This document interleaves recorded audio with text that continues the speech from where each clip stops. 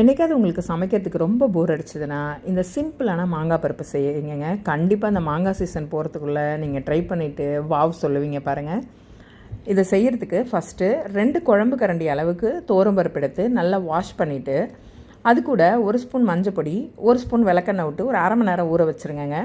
அதுக்கப்புறம் கொஞ்சம் பெருங்காயம் போட்டு ஒரு 4 பச்சை மிளகாயை இடித்து சேர்த்துட்டு ஒரு பெரிய சைஸ் மாங்காய் பாதியை சின்ன சின்ன துண்டமாக கட் பண்ணி அதில் போட்டு 4 விசில் இல்லை 5 விசில் வச்சு எடுத்துக்கோங்க. ப்ரெஷர் ரிலீஸ் ஆனவுடனே மேஷர் வச்சு பருப்பையும் மாங்காயும் சேர்த்து நல்லா மேஷ் பண்ணிவிடுங்க. தேவையான அளவு உப்பு சேர்த்துக்கோங்க. இதுக்கு நடுவில் நம்ம சின்ன வெங்காயம் ஒரு 15, பூண்டு ஒரு 10 குட்டி குட்டி குட்டியாக கட் பண்ணி வச்சிடலாங்க.